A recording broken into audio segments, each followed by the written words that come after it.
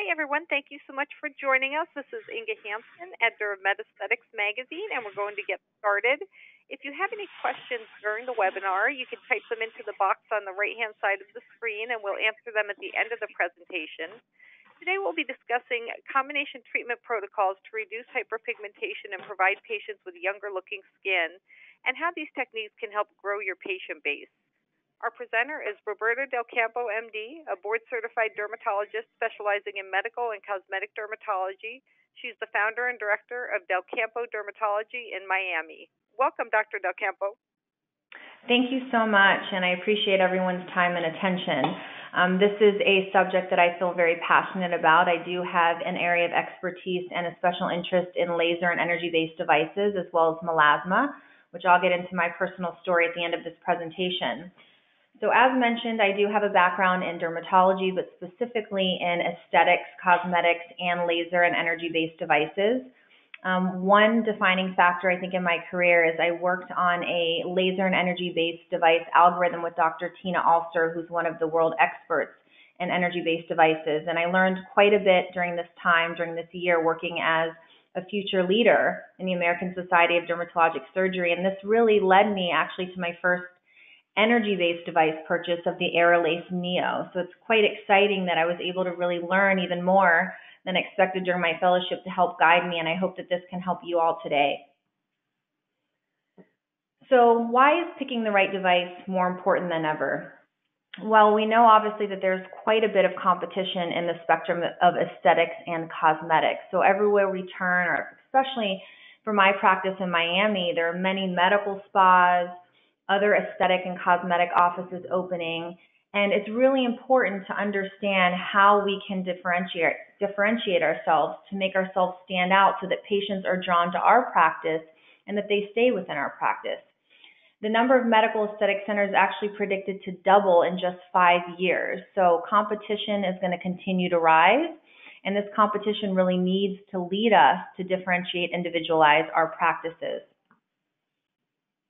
So what are some top concerns for our patients and our practices? Well, number one, competition on our end. So again, alluding to the fact that we have to make sure that we retain those patients and we draw those patients in with so much competition.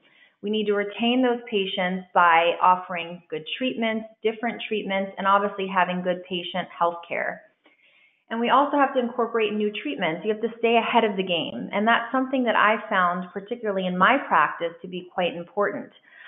One thing that differentiates my practice from other practices in Miami is that I've really made an effort to obtain treatments and devices that are extremely unique. I've also, which we'll get into, combined various treatments to make my offerings very unique and even branded those treatments to draw attention to these results and to these treatments. So again, competition, we know it's saturated, and this alludes back to the fact that we really have to bring in new devices, stay at the forefront of technology, and continue to learn. And it's not just about, in my opinion, getting the device that everyone else has. In fact, it's the contrary. And one example I gave to a patient today is they asked me about Fraxel, and I'm just going to use a brand name, an example. And they asked me why I didn't have Fraxel. And I gave them, the background history of working with it and feeling it worked well for X, Y, or Z, but maybe missing other areas. But I also said, I like to be different. I like to offer treatments that I find are even better options, more effective, but most importantly, that allow my practice to stand apart. And I think that's a huge point to keep in mind, that if everyone has the same treatment, if everyone has the same device, and if it's similar practitioners, that patient's going to go to the office that's closest to them in proximity. You want them to be drawn to your practice by offering different procedures and different devices and building your brand. So experience, obviously this is important. And what do we mean by experience? It comes down to the treatment itself. It comes down to your staff. It comes down to the experience in terms of discomfort, pain, and actually their experience when they go home. How do they feel? What do they look like? What are their expectations in terms of results? So all of these things we really need to consider when we're thinking about what treatments we want to offer our patients to, again, help to retain them. Consumer experience is considered the number one priority for 69% of physicians and healthcare executives, and this makes sense. Obviously, if we retain patients by having a good experience, they're more likely to continue to do treatments and also grow with the practice to experience other new technologies and other treatments as well. So it's interesting to think about consumers because we are in a consumer-driven business. We're providing care, we're offering treatments, and we're providing a service. So we have to figure out what is going to attract those patients to our service, just like it would be if we were getting attracted to a store because of a particular product that they offer, a particular service that they offer. So it's important to think about understanding what your population is looking for and, once again, how you can differentiate yourself from your competitors. This is the main theme. So why is the Aerolase Neo Elite something that I would consider bringing into my practice? Well, as you know, this was the very first device that I bought when I opened my personal practice, my private practice. And it's mainly because it is extremely unique in several ways. One is that it allows high patient retention. I will tell you in my practice, it is my number one treatment day to day. We have more Aerolase Neo treatments on a daily basis than any other treatment. Why? It's painless, it's fast, there's no downtime, it shows results, and it treats, which we'll get into, many different skin concerns within one treatment plan. So this is allowing for a very positive patient experience. Satisfaction is high. Dissatisfaction from other treatments can be compared and again kind of boost the rapport of the Aerolase Neo. And this leads to a good reputation, not only obviously for the device and for the treatment, but for you as a practice. So one area that I have found, I would say probably about 50% of the treatments that I do, up to 50%, are dealing with discoloration or dyspigmentation. And specifically where I'm located in Miami, there are quite a high number of patients that have melasma. So melasma, as we know, is a very difficult skin condition to treat. And this is where really the Neo, I find that the Neo really stands apart because as we know, there are many technologies that can worsen melasma, that can cause rebound hyperpigmentation, or can actually cause irritation to the skin that not only makes melasma worse later on, but actually immediately after the treatment. So it's interesting to think about how this device works to not only, in my experience, treat and improve the melasma that we have now, but also prevent the melasma from recurring as quickly in the future. We know that the conventional approach to hyperpigmentation is quite limited. There are different creams, devices, different techniques that we have used in the past that we now know have led to a reputation of melasma being difficult to treat and melasma worsening with many technologies.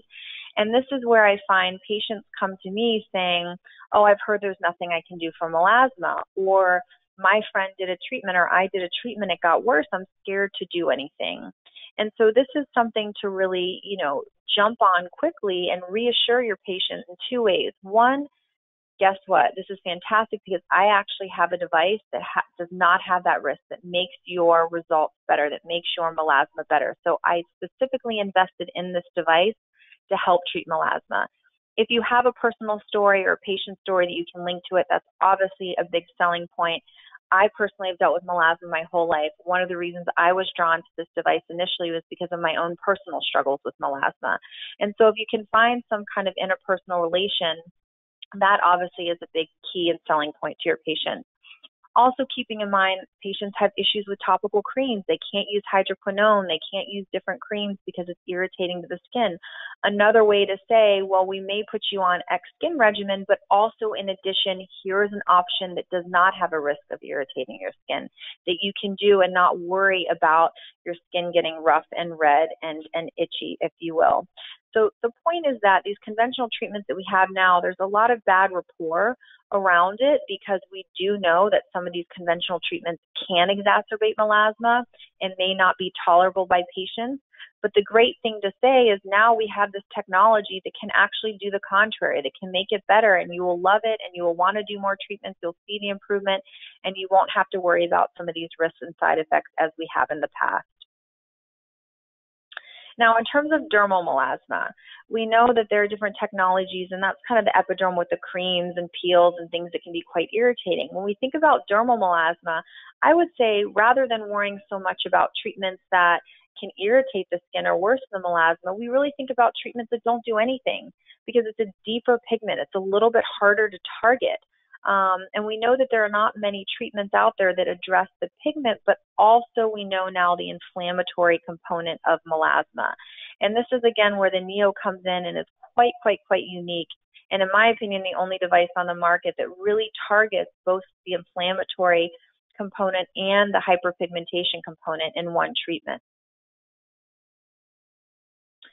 So here's an article that I think speaks volumes. It's very powerful. And, you know, we're shying away from melasma just being due to hormones and being due to sun, but really understanding more of the deep molecular component to this skin condition.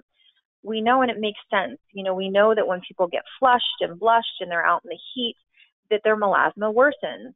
We know that actually stress can make melasma worse because you're getting inflamed under the skin. Cortisol levels rise, inflammation increases. Melasma has been known to worsen in times of stressful events. We also know that melasma can worsen due to blue light.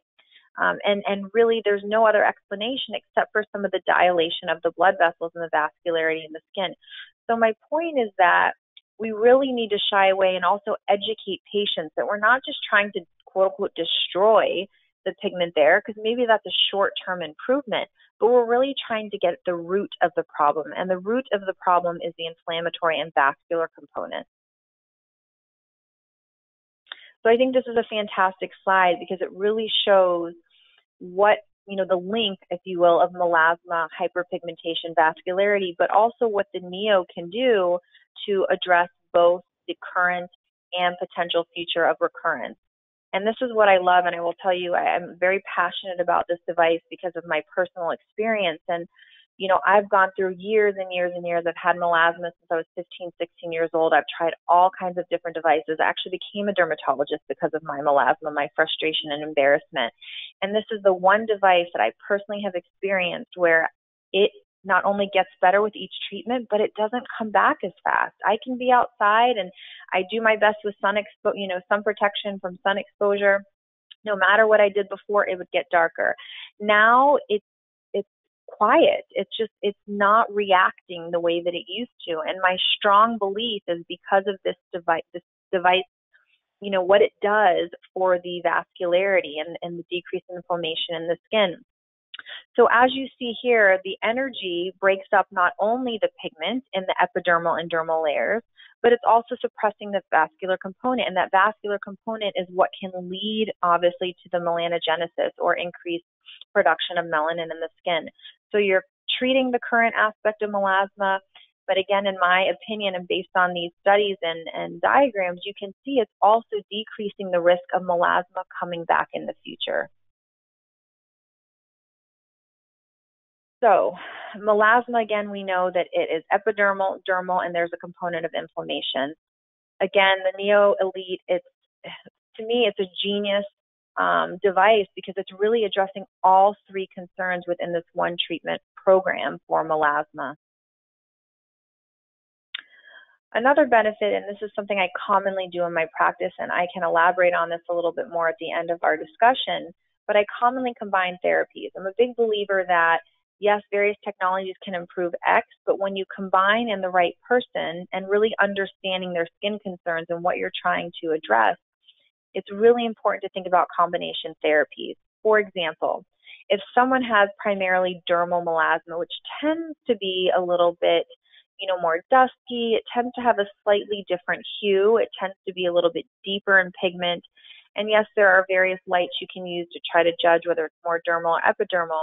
But I have found in my experience that dermal, obviously, again, is a little bit harder to treat, but tends to be primarily what I focus on with melasma. Because again, the dermis is where you have the vascularity and the other things that can worsen melasma. So my point is when I think dermal, I'm really focusing on the Neo. Then I want to combine and I want to address some more of that epidermal pigment where, again, the Neo is going to catch some of that, but I'm also going to add things like chemical peels or microdermabrasion, or topical creams at home to really get the epidermal component. And what I explain to my patients is that, A, I'm unique and we're unique in thinking this way. So I tell them, and I think it builds trust with your patient as well by saying, look, if you understand melasma, we understand that there are different components in the skin, the dermis, the epidermis, the vascularity.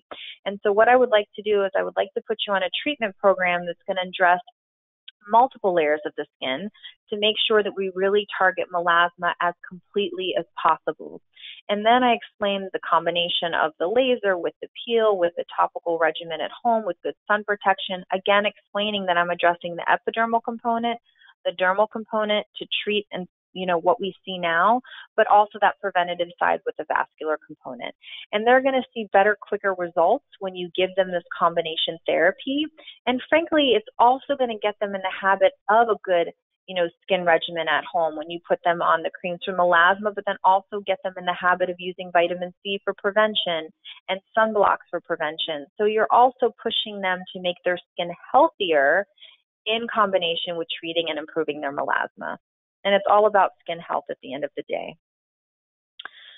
So increased practice revenue. Obviously, the more treatments you do, and our goal is to obviously make sure that our patients are improving as best as they can and they're getting the results that they need. So it's not just about obviously income, but that plays a role. I mean, we are providing a service. We have to pay our bills for the office. We have to pay for our device. So understanding that when they come in to see you for a melasma visit, for example, or acne, which the Neo works extremely well for acne as well, you're just charging them an office visit if you're speaking with them, giving them recommendations, but not doing any kind of treatment. And frankly, they're going to get more frustrated. We do know that compliance is lower when they go home and they feel that it's going to take them X number of months to see any improvement because they're only using creams at home.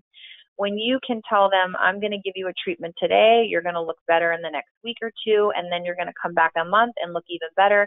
They've now had 2 treatments within a month period, and they're going to be significantly better than they would be with a month treatment of a cream at home or even 3 months of just a topical medication at home. So you're giving them a better service, you're giving them faster results, but you're also increasing revenue in your practice. And this is where building on patient compliance, and we can get into how I price, but also understanding that recommending a series or package of treatments with this particular technology is something I highly recommend. It's going to build compliance, and it's also going to allow that revenue up front.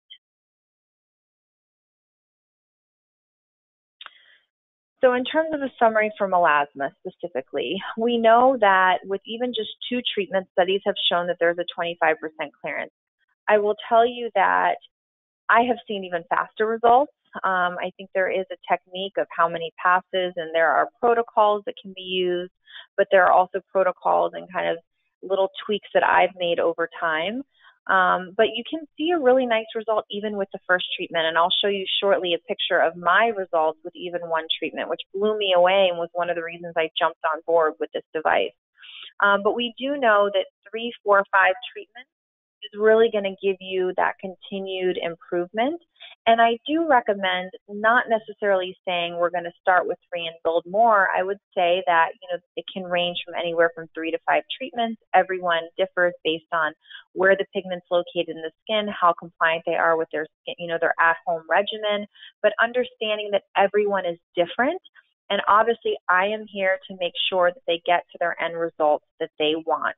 So I always tell them, be patient, bear with me, I will get you there, but we need to be flexible in terms of how many treatments we're going to do, and understanding as well that when they're at their goal, and everyone has a different goal, that is a time we can talk about maintenance treatment.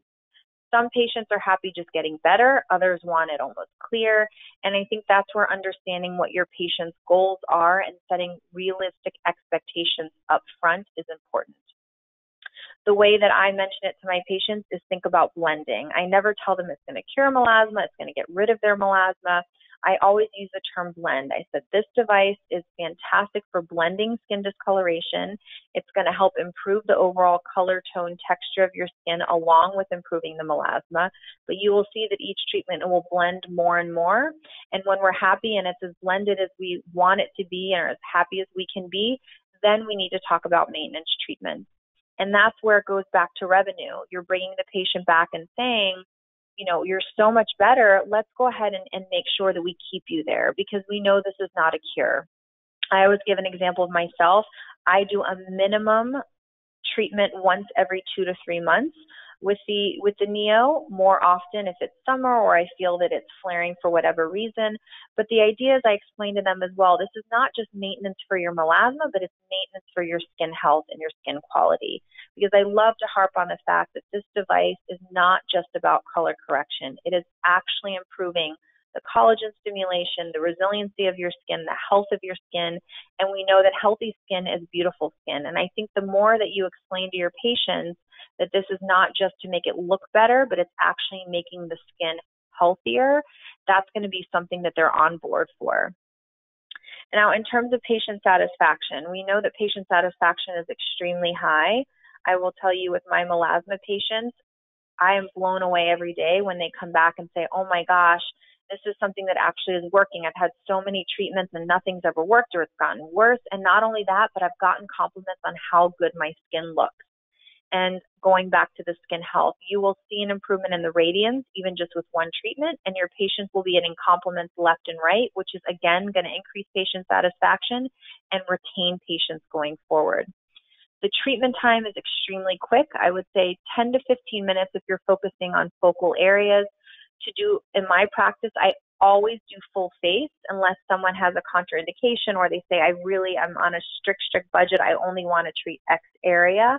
I try to get them to do the full face because, again, it's about not just color correction, but skin quality improvement. And they're going to be so happy that their skin looks better. They're going to trust you and want to do other treatments. So I would say a typical treatment time for the full face in my practice is about 20 minutes. And that's because we do 4 full passes over the full face for rejuvenation and then target discoloration thereafter. Number of treatments is 3+. So I explain to my patients, for rejuvenation, overall skin quality improvement, they need 3 treatments a month apart. But if we're continuing to work on color correction, aka rosacea or acne or melasma or post-inflammatory hyperpigmentation, I let them know it can be more than 3 treatments, but that we're going to work together and we'll keep going until they're extremely satisfied. So here are some images that I think are fantastic. I mean, this just shows, again, I mean, you can see the color improvement, but also just how much healthier her skin looks. It's brighter, there are less shadows, the texture looks better, the pores are reduced, fine lines are reduced. And the idea with this as well is you can see that not only the device, but adding something like a peel or microdermabrasion is going to give more of that superficial or higher up or epidermal improvement as well. So, I mean, this is just a fantastic photo, and it shows real results, and this is what I see in my practice. And this is before and after 4 treatments. Something I would like to point out here is ethnic skin. So we know that ethnic skin is another jump that we have to get through when someone has melasma, because many devices cannot pick up the difference between the melasma and the normal skin tone, or B, not cause irritation or inflammation in the epidermis, which can lead to hyper or hypopigmentation. So the point is, ethnic skin can be quite difficult to treat, specifically with melasma. Nd:YAG, specifically the Neo, is fantastic because it is 100% safe on even the darkest of skin and tan skin, and really can pull that pigment out to blend the skin. So, particularly ethnic skin, I think it's fantastic and really one of the only devices and treatments on the market that can be used safely.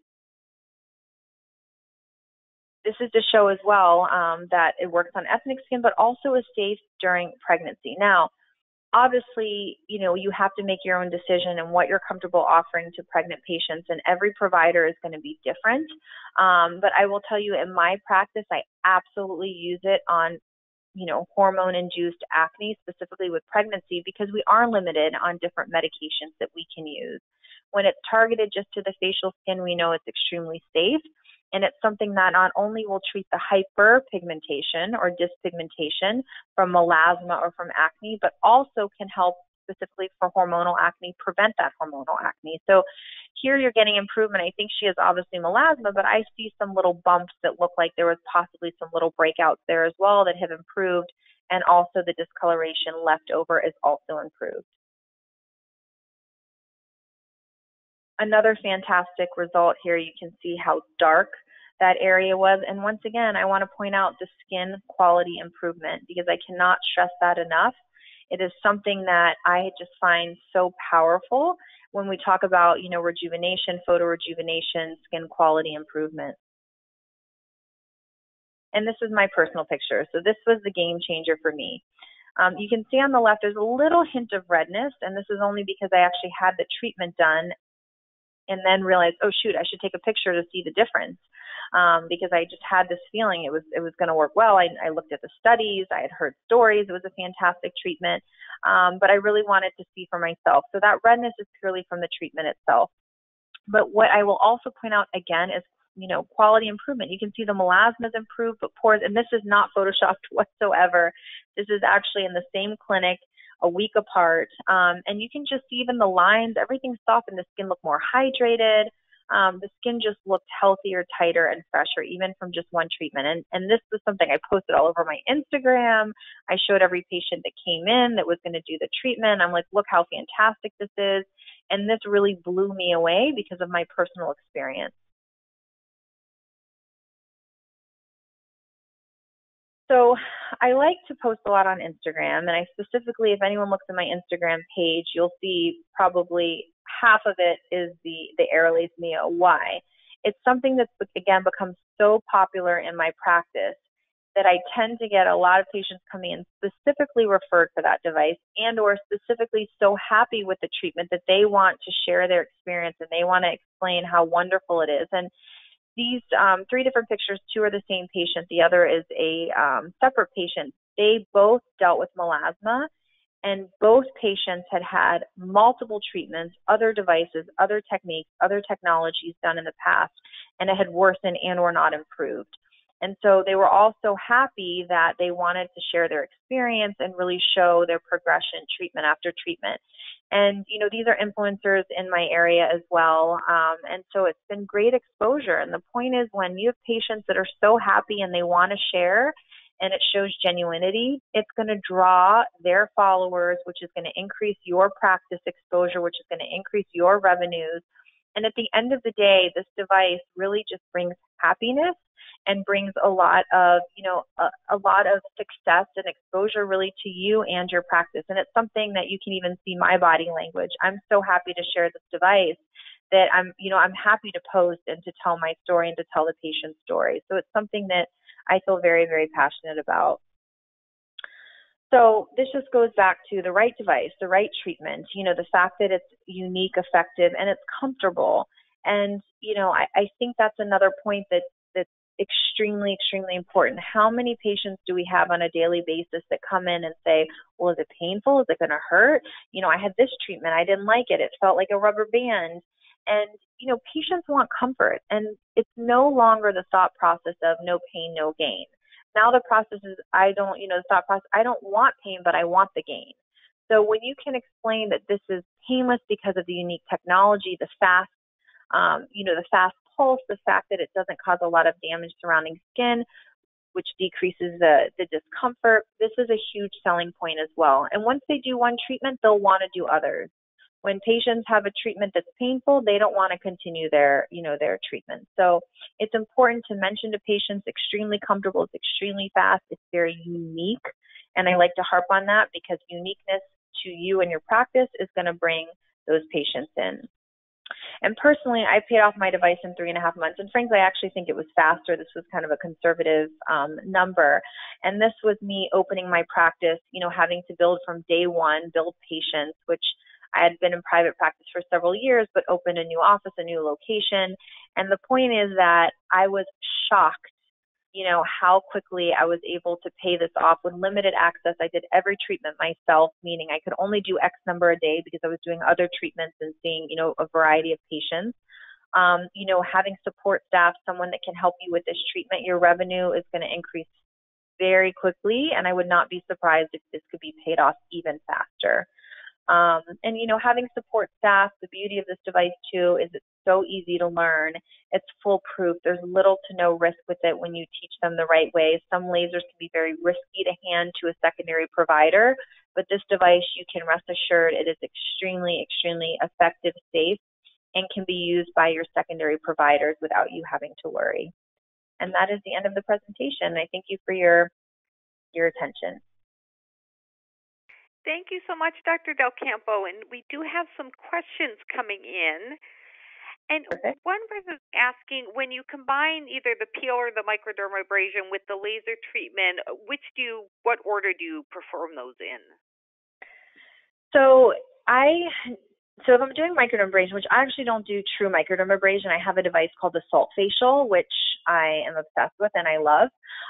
But that's it's kind of like a microdermabrasion. It's an exfoliation with ionized salt. So it's a similar idea as the first step of a 3-step approach. I do that process first. And the thought process is removing the epidermal layer from the skin, but we're doing it in a mechanical way, meaning we're not leaving any kind of water, anything on the skin that can be attracted by the laser. I do that first and allow, in my mind, my process is to allow that laser to penetrate even deeper because it's allowing essentially that top layer of skin to be exfoliated. If I'm doing a peel, I tend to do that second, and that's purely just because I try to obviously make sure that I'm as safe and as effective as possible. And I always think about deep first. So the deep laser heat first, and then we do a light peel. Peels can also cause redness to the skin, and so you want to be careful that if you're doing a peel that can cause a little bit of redness or inflammation, you don't want to do that before the device, the laser, because the laser is going to pick up some of that red and not be able to focus on other things as well. So I would recommend the peel after the laser, and then I would say the microdermabrasion, it's really your comfort level, just making sure that if you do the microdermabrasion or the salt exfoliation first, you make sure the skin is completely clean prior to starting the laser treatment. Great. And when you talk about adding in home care regimens, what types of active ingredients are you looking for that you think pair well with the in-office laser for hyperpigmentation and melasma? There are various options. I mean, the gold standard really is hydroquinone because obviously we know that that's going to decrease the production of melanin, and that addresses more of that epidermal component.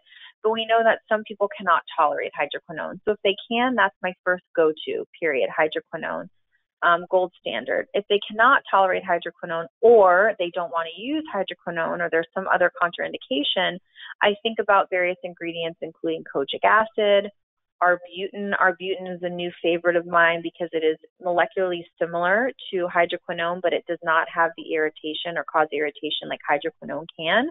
But you can also think about things like glycolic acid, at-home, topical creams that help to gently exfoliate.